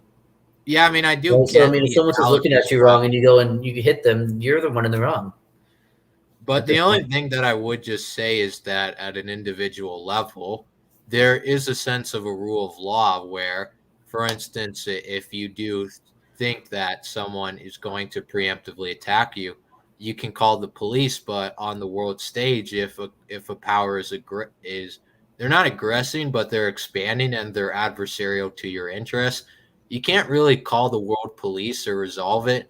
And people can say, "Oh, well, you can just contact the UN." We But are the the world UN really police. can't do much. It's more just so a forum, and forums can't do much. They can help. They're better than nothing. But No, no, no. but the We no, point no, is no. is at an individual level, you have the police you can call worst case scenario. And it is true the police has its problems, but at the world stage, there really is no police you can call whenever there are issues. No, we are the police. Well, it's better than not having a police. I Because disagree. then that's anarchic for the world if you don't have a police. I mean, I disagree. I think that the world would be a better place if we didn't have the police. Because if America was deciding what's right and wrong, it's better than just this attitude of, well, let's have it be whatever, as long as other countries want it. Like if Iran has to listen to us and say, well, you can't do this to women and gays, I don't take issue with that compared to what they're doing right now. I mean, that's nice and all to say that, but then at what point, okay, so at what point is military intervention justified in Iran? Like, at what point do we send the boots in? Do we drop bombs? Like, at what point are we doing that?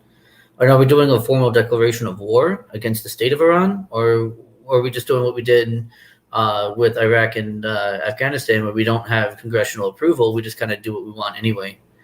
Well, for the cases of Iraq and Iran, that did get congressional approval in terms of the authorization.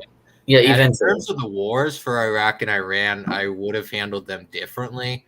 Where if people are going to say, well, there are problems with Iraq, or Iran has influence in the region, or there's still terrorism, I would agree that the wars could have been handled better. But people oftentimes, when they say there's problems, that's usually just they're making an argument for non-entrance rather than, well, it could have been handled differently. So my point, I would say for Iraq and Afghanistan, it's not really a question of whether we should have gone in. It's what the strategy should have been.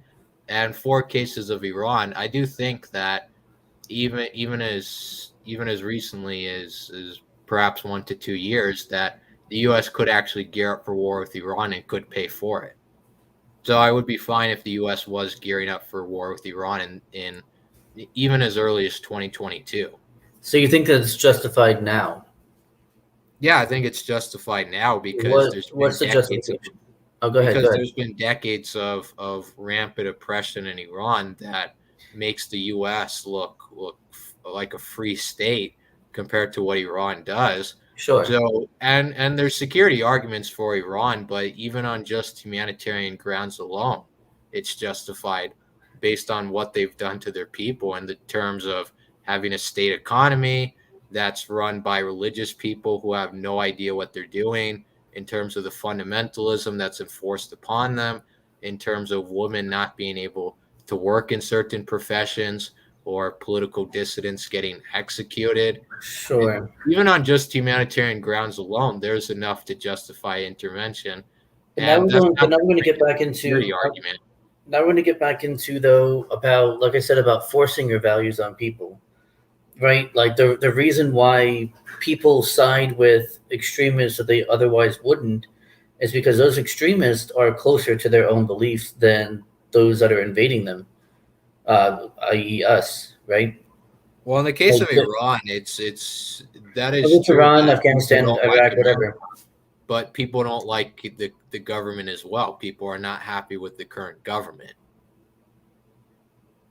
Okay, so it's not like they're big fans of the Shiite theocracy that's going on right now. They don't like the current leadership. So then why don't they overthrow it? If it's that unpopular, then they should have all the support in the world, right? Well, there are protests going on, but the problem is when people protest, then they get shot in the street. So what kind of message does that send if you don't like that? That makes people more hardcore against the government is what that does. Every single time the government cracks down like that, it makes more anti-government militants.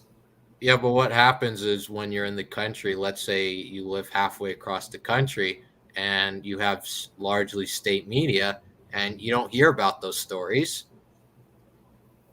because when you have a country where it's largely state propaganda, people can say, well, even among the people that support the leadership, they can say, oh, well, the leadership has support, but then again, a lot of that support is manufactured; it's not genuine. Of course, but okay, so then how do you know that there's this much anti-government sentiment if the state-run media So, I mean, how do you know about these numbers? Whatever numbers they are, you don't have to give a specific number. I know you don't have the information in front of you, but how do you know this information if it's all state propaganda? Like you would think that there would be almost no anti-government sentiment if the media is not controlled, which we know obviously even with complete control, there's always going to be dissent, right? I mean, you can see that even in North Korea where they have absolute control over everything and there's still dissent. People still, leave the country or escape.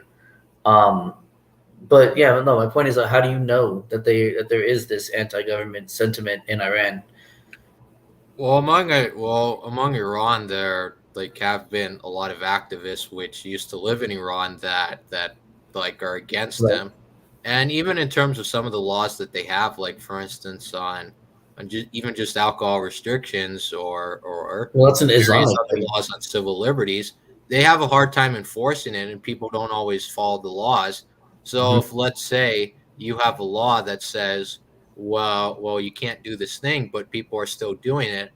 What does that say? Does that say that the people are like the government, or does that say people are basically giving an informal middle finger to the government that you can't tell me what to do? Well, so I mean, do you think the same thing about like the drug war here in the U.S.? That Well, the drug war, that's a different topic here, but the well, yeah, point but I'm is saying that the the point is equivalent that to the the alcohol restrictions here, restriction. that even from a libertarian point of view, the restrictions here are less than they are in Iran. Where in Yeah, Iran of you course they can't are. drink, here when you're over 21 you can drink. So Yeah. whatever restrictions people want to cite here, it's worse in Iran. No, no, I'm not saying that's worse. What I'm saying is that do you think that someone okay, so like I mean, marijuana is mostly legal in most places. So let me give a different example of like, cocaine. Do you think like doing cocaine in the United States is an anti-government action that is saying like, I don't like the government because I do cocaine? Or do you think someone's just doing cocaine because they like doing cocaine? Well, for that, it's a variety of reasons. I think part But I'm of saying it's it the same can thing for be fueled alcohol by over there. anti-government sentiment. I do think part of it can be fueled by anti-government sentiment, where even Sure. among people that do hard drugs, like even historically, the hippies, they were one group where I don't know if it was cocaine, but they did do hard drugs. Like you could They tell they were on something. they most of the And time they would do hallucinogens though. They did like LSD and mushrooms and stuff. yeah, and they largely didn't like the U.S., where The they government, hated yeah. U.S. involvement. They didn't want U.S. values to be spread abroad. Yeah, fair. Well, it's more like that they didn't want to intervene in other people's lives. So, I mean, okay, so let me put it this way then. Well, essentially, let's go back to an individual to make it, an easy analogy. If someone came to you and put a gun to your head and said, you have to be a Christian right now, and from now on, you're going to be a Christian or I'll be back, are you going to like that person? Are you going to, I mean, you're going to follow those values, I imagine, for a little while, at least as much as you have to, in order to show that okay, well, don't shoot me. But are you really going to believe that? Are you really going to, is that going to inform like your livelihood, your life? Well, I Or are can you just say going to kind of do what personally you got to that do to put your head down and not get shot? That's what we're doing when you say we need to spread our values abroad at the point of a gun if necessary. Well, it's the same thing as like forcing, like you're trying to say, force people not to be religious, or at least not as restrictive on their religion.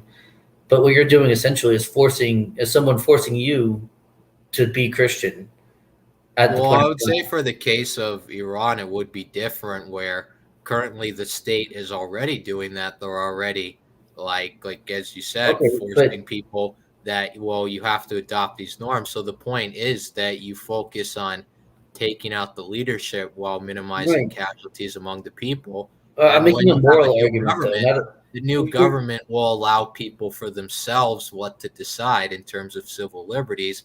It's not going to have the Ayatollah currently deciding for them. right. I'm trying to make like a moral argument here as opposed to a policy one.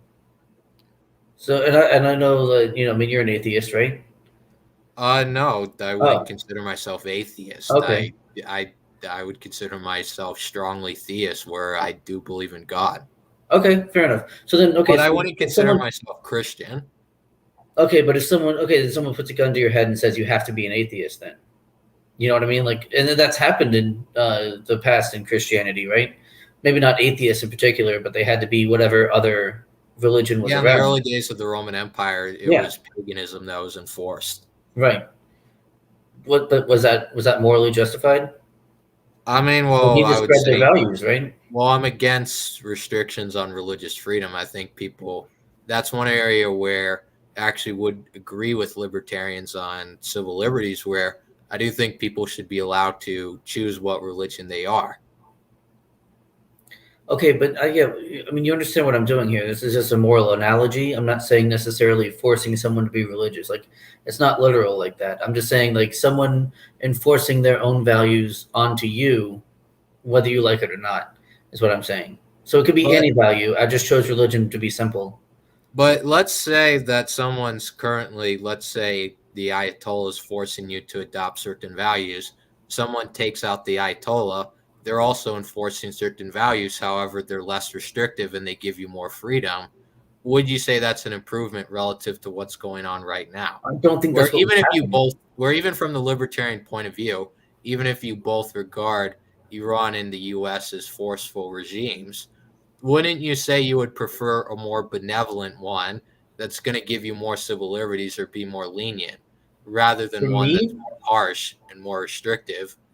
For instance, with the Ayatollah in the US or whoever the US leader would be in Iran. I mean, so would I prefer? I mean, obviously, yeah, I would prefer if someone is more benevolent, but that doesn't mean that that's something to be worked towards. I'd rather work towards, in my view, getting rid completely of any kind of ruler. Because this is something that even Murray Rothbard talked about and he wasn't in favor of intervention, but even in terms of voting at home, he understood the idea of picking a side and that voting is morally justified, where even if they're both as I handicapped, am think of not them sure that slave you owners, understand what you Murray can have a Rothbard was more talking about. benevolent one. You can have one that gives you more civil liberties versus one that gives you less. So even among two terrible options, one can be more favorable to you. So he did understand the point He would have of why. understood he might have understood that point, but I don't think he would have advocated for that point. I mean, Well, I said for the point of voting, so he understood but the even value of voting, picking a side at home. However, what I'm saying is with intervention, not only do you have to pick a side at home in order to help people in your country, you can pick a side abroad to help people. You don't have to just see the world as it is and say, "Well, let's just have it be this you way." see, that's what I'm saying. I don't think you understood what You Rothbard can was talking actually have about. better options. Right. So so I don't think that you understood what Rothbard was talking about in that case. And I don't know the exact, context of what he was talking about or what book it was in, but what you're talking about though essentially is the lesser of two evils option, and libertarians are extremely against the lesser of two evils option because that's a false dichotomy. You either have this more evil or this less evil. Well, that's not true. We can always choose no evil. That's the libertarian position, is to choose no evil. But the thing is, if the end goal is no evil, you can still have a transition where Yeah. you get less rather than more. Well, we can Like, talk for about we instance, can if talk about let's during that say during there's a the politician, like let's say there's a politician where they're corrupt, they're going to steal $100 billion versus there's a politician that's going to steal 10 billion. I mean, I would agree stealing's wrong, but I would no. pick the So you one hang them that's 10 both. billion That's my point. You because hang them you both. try to minimize suffering. The goal is No, to no. The minimize suffering. harm reduction is bullshit. And sorry for my language, but no, harm reduction is ridiculous because it's you're still causing harm, and all you're doing is drawing a line saying you can still harm, but just don't cross this Well, line. you're not Well, approving that's of it. It's bull. just I that mean, you realize pragmatically what's going to happen no, and pragmatically, you you can try to hang both minimize it politicians. Doesn't matter relative how to much what they the stole. options you have. You can get rid of both of them. Yeah, but you can work towards that end goal in addition to trying minimizing suffering in the short run. You can do both. It's not an either or. You and that's my point is that I even said earlier with like the UK and Europe, if someone's in France, they can advocate for privatization of the economy. They can advocate for ending the lockdowns but they can also advocate for intervention against Iran. Those two are not incompatible. So they can advocate for harm reduction, and they can advocate for the end goal of eventually getting to a point where they deem it's no evil. But my point is, even Murray Rothbard, someone who was an anarchist, he understood the idea of lesser of two evils. Yeah, he understood it. I don't think he advocated for it. Understanding something and advocating for it are two different things. But the whole point, he saw the value of it at home. But I'm just saying that when people think of choosing options, they think of voting. But you can also vote abroad in the sense that when you intervene, you can support the Ayatollah now. Wait, so what business do I have? Form of government which is better than the Ayatollah, and I picked the American form of government. So wait. So what business do you have to choose their form of government? Right? I mean, that's the crux of everything we've talked about today in this entire stream. Is what gives you personally the right to choose what their form of governance is? Because one's morally better if you believe in morals at home, where you're confident. So one is morally better. Morals are a subjective and just thing. apply those morals abroad. Morals because are unless someone's apolitical and they don't vote and they don't have a strong conviction, then that's a different topic. But if someone's confident enough to vote at home, they should be confident enough to vote abroad in the sense of intervention or supporting various sides on what they think is better. Right, but those people that you're voting to change they don't get a vote. You are an outside person, a third party, deciding how someone else has to live their life. That is morally repugnant to me. But let's say you're choosing someone that's going to give them more civil liberties than what they have now. Like, is that a bad thing if you give someone while they have problems? Yeah, if they don't want it, yes. If they don't want it, yes, that is a bad thing. But what if it gives them more libertarian values? What if it gives them if they don't want it, then that's a bad thing. Forcing your values on another person is a bad thing. So, like, would you say that libertarianism is objectively good, or it's only good if society approves of it? No, not society. Screw society. Morality is a subjective thing for each person, right? But your kind of point is you're basically saying, well, if people don't want civil liberties or if people don't want values that are more aligned with libertarianism, then they shouldn't get it. So it's just kind of weird. They shouldn't get it. That they shouldn't be forced. Those values, they shouldn't have them. That's not what I'm saying. No. I'm saying if they don't want those values, then those values should not be forced upon them at the point of a gun, is what I'm saying. But the point is, either way, it is because the current government in charge is already doing that. So the point is, you have someone where they're going to do it less so than what's going on right now. Not less so. So for instance, with Iran, if it's not the U.S. telling Iranians what to do, it's going to be the Ayatollah. And I don't trust the Ayatollah that much more than I trust the U.S. I think the Ayatollah would be worse if he's allowed to tell people what to do compared to the U.S. So either way, somebody's going to tell someone else what to do. It's who's it going to be, and I want the better option. I don't want. No, see, that's the thing. I don't want the Ayatollah telling people what to do. I don't want Assad telling people what to do. This is what I just said, though. I don't want Allende telling people what to do. This is what I just said. The lesser of two evils argument is not a good argument. That is just a justification for evil, so long as you're not as evil as the other person. That is not a good thing. Yeah, well, it's difference of saying like, okay, for minimizing suffering. That's the position of minimizing suffering relative to what's going on right now. But it doesn't, though. It doesn't minimize suffering because we're still causing these problems. Decades and decades. Arming people to overthrow a government who then becomes the government, and then now we have to arm someone else to overthrow them. Like, it's just this vicious cycle. It's going to keep going. It doesn't stop. So we're not actually reducing harm. We're just changing regimes over and over again, just changing who's doing the harm. That's all that's changing. The amount of harm is still the same. It's just that we're changing the face of the harm. That's it.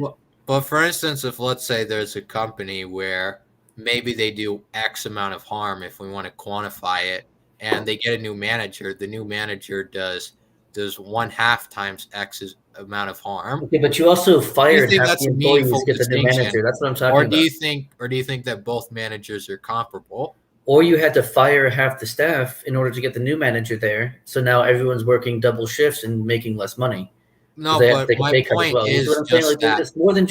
it's more than just one. Like okay, we're putting somebody else in charge.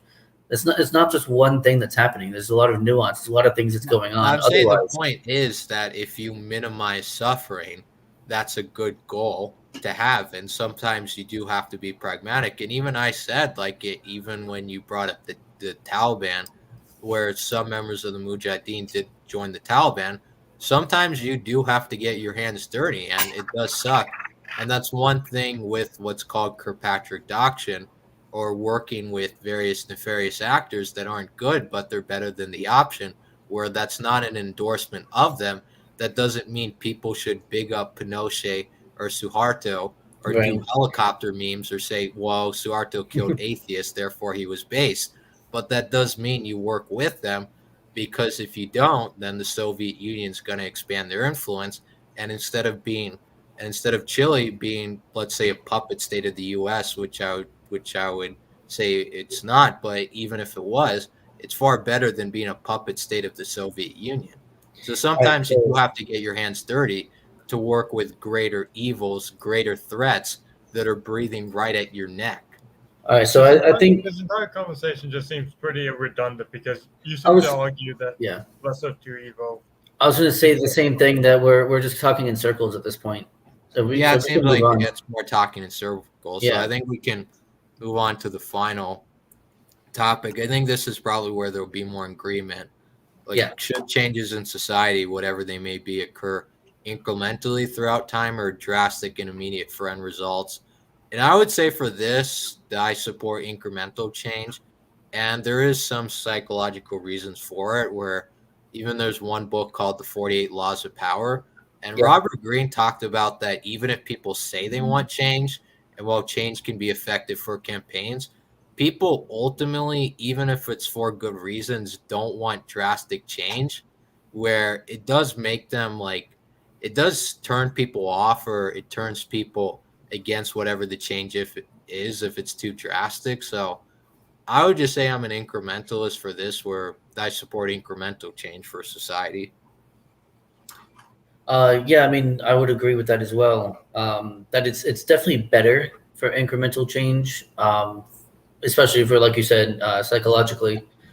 I mean, I'm not really too bothered either way, because I mean, so my plan, and this is what most agorists will tell you, is that I plan to do the most I can in my life, regardless of the restrictions on me, to be as happy as possible, to be as successful as possible, and to be as self-reliant as possible, so as to at least do my little bit to starve the government of funds, right? So doing the best that I can to pay as little taxes as I can, so that the government's getting less money from me. And that's all that any one man can do for themselves, especially with how we are right now.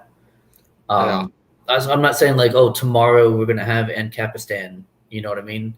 Like, that's never the plan. It's not a utopian thing. It's more of, I have my plan to get my cabin in the mountains and have a small garden, have a couple of chickens and, a couple of goats maybe. You know what I mean? Doing the most that I can do to be self-sufficient and not have to interact with the government as much as possible, right? So that's what I can do. And then what I can also do is try and convince other people to do the same.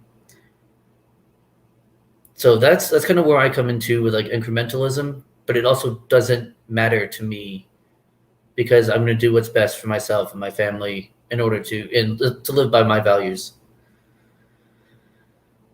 Yeah, so I guess for this, like, one question that I would ask is, let's say there was a libertarian politician or that Mhm. had like a 20-year plan towards Ancapistan versus they had a 5-year plan. Which one would you be more inclined to support? The 20-year So plan or the 5-year plan? I was actually a big fan of Justin Amash, who tried to get the nomination for the Libertarian Party in the last election before Joe Jorgensen got it. Now, I think it was mostly tongue in cheek, but his plan was day one, abolish the federal government. So I was a big fan of that. I think that was Adam Kokesh. Adam That had the Kokesh, you know plan. what? I think you're right. I think you're right. That was Adam Kokesh. Yeah, Justin Amash was more pragmatic, where Or he yeah, was yeah, you're right. I like, got those yeah, two I mean mixed up. that's one example. Like, would you Yeah, support day one just get rid of the federal government, or like a 10-year plan towards that and cap I think restoring? I think pragmatically a 10-year plan is better because you have so many people who are reliant, unfortunately, tragically reliant on government subsidies that we need to wait to kind of wean people off of that.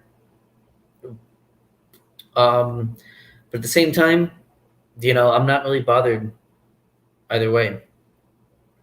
So yeah, so I mean, if I have my own preference, incrementalism, sure. But I mean, if it happens and the government just kind of collapses, I plan on being set up to where it won't affect me at all. So, like for instance, let's say there was an ANCAP revolution going on. Would you generally support the revolution, or would you 100%. criticize I it would. that they No, have to 100%. I would reform support it. more? 100%. I would support it. So for you, it's more just like either way, though probably when pressed on it, you would lean more towards incrementalism. Right. Correct. Yeah, because I would say for this, there's not too much disagreement. My only thing is I'm far more skeptical of revolutions or radical change. I think radical change, even if they have good motives or even if people think it's going to work out, oftentimes it doesn't. And even one point you brought up with welfare reform, I would actually say that for various welfare reform, where I do think there should be reform, that there should be various 5 to 10 year plans to start to try to get people off of welfare. Yeah, of course. I mean, yeah, it's. Day one. I mean, so while they're being paid with stolen money, I get it. But it's like at the same time, these people are relying on this to survive, and it's unfortunate. And I would love to help them get out of that, as I was helped get out of that. But that's the thing is like at the same time, I mean, if the government just kind of collapsed, I'm not going to shed a tear over it. Yeah. But yeah, obviously, I'd much rather help these people, get off the government teat as it is before that happens. But there's only so much that one man can do, right? Yeah. So I guess my question for the revolution is, do you would you have any fears that the revolution, let's say, was a libertarian revolution? Maybe it could, if it's done too fast, turn into a different direction than what it was intended to be. Oh, of course. There's no bigger enemy of libertarians than other libertarians. So 100%, yeah, it could absolutely turn into something I don't like. Of course. Like versus if there's a 5 to 10 year plan, then it's more likely to go according to what the plan says. Yeah, and like I said, I would be fine with that. But yeah. Yeah. But it's just that if a revolution ever presented itself, like you would also like be fine with it. Yeah, like of if, course. let's say it just happened organically. Yeah. Yeah, absolutely. Because for that, I would say if a revolution happened organically, I would be skeptical. That's not to say it depends what it was. Well, yeah, not just any revolution. Skepticism of it. Like a communist revolution, I would be 100% against. A socialist revolution, I'll be 100% against. Well, let's say it was a revolution. Neocon revolution, I would be 100% against. Right? Well, let's say it was a revolution that, like, I supported. I would be a lot more skeptical of it. Well, see, the thing is, with libertarians, like, I'm a lot less worried about them being in charge because generally they just want to leave you alone. So I wouldn't have as much of a problem with the libertarian revolution because they're not going to bother me. Most likely, right? Yeah. Unless they're somehow co-opted by another faction. But even if they're like libertarians that I don't agree with, they're probably not going to bother me. Yeah, but the main thing is just that, like, if there's a revolution or if it happens too quickly, then there can be another faction which does rise and ultimately seize power compared to a plan to make sure that opposition groups can't rise as quickly. In which case, I would stop supporting it as soon as it didn't represent my values, I would no longer support it. Because, for instance, even one example is with Germany. There were a few people where with the KPD, or the Communist Party of Germany, Yeah. during the Great Depression, which did affect Germany due to the Wall Street crash. There were some people where they did think there was going to be a socialist revolution in Germany, and there were some where they were supportive of extremist parties. Well, wow, would you look at that? It turned out it was the Nazis that won and not the communists. Right. I mean, we don't have to get into it, but I mean, fascists are just socialists for non-Marxists. So it's not really that much different than a socialist. It was a socialist revolution, just not a Marxist socialist revolution. Yeah, either way, it was a socialist revolution. In a Yeah. sense, a lot of people's assets got froze, and that some companies did get shut down. So there definitely was government cracking on the economy either way. But the point is that in Germany, there were some people who had sympathies towards socialism, where they liked the rapid rise in extremist parties, but it ended up paving the way to Nazis rather than communists, when honestly it could have gone either way. Like, if there's a Yeah. Monte Carlo simulation on it, maybe out of 1,000 times, probably I would say at least 25 to 30% of the time it would have been in favor of the communists. Sure. Versus if it was done more through a reform way, where the communists work with the social democrats at the time and Yeah. they try to socialize the economy, versus basically this revolution. Well, it wasn't a revolution in the sense of takeover of the government through elections, but it was a rapid rise in extremist parties, which gave rise to that. Instead of having this rapid rise in extremist parties, you can just have reforms more in your direction. Yeah. Yeah. I mean that, and I mean, so I'm always going to support reforms towards a libertarian, direction. Doesn't mean that I support the government just because I say, okay, yeah, that's a better policy than what we have now. So, like, if they decided tomorrow to federally legalize marijuana, I would say, good. That's a good move. But that doesn't mean that I support the government any more than I did the day before. Right? It just means, Yeah. okay, we're moving more towards the way that I want to, even if it's just a little bit. I'm always going to cheer on, a movement towards liberty as opposed to away from it. Yeah. So yeah, incrementalism or, whatever happens. But like I said, it's not going to affect me as much because my plan is to not be around where people are going to be bothering me like that. Yeah, because I would say for this, there's not really too much in disagreement, where the only thing is I just lean more towards incrementalism, and Yeah. generally I am more skeptical of revolutions where I do think they can be co-opted, Yeah, of course. or other factions can rise. And not to say they haven't worked. I mean, even with the country of the US, it was founded upon the American Revolution. But it's just that I usually have more skepticisms of it, where I kind of have to see whether it's going to work or not. Like, if that makes sense. Yeah, yeah. No, I mean, I get where you're coming from, and I don't disagree with you.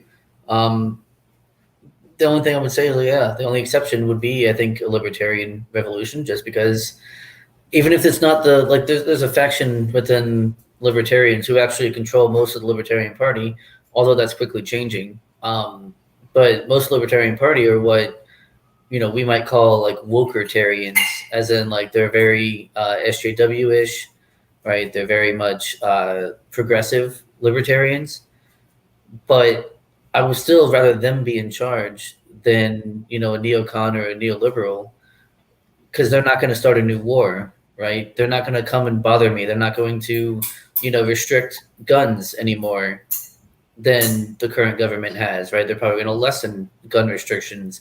That's what the Libertarian Party platform is, right? They're going to decentralize the government, which is something that I would like more. Like, if we're not going to get rid of it, well, let's decentralize it, right? That's where I'm coming from. So, I would rather them be in charge, even if they're not ones that I would necessarily agree with ideologically.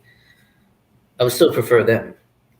Well, the main thing I would just say is that the issue of co-opting it is far less, in the sense of what you said. Even if it's not ideal, you still get a good option.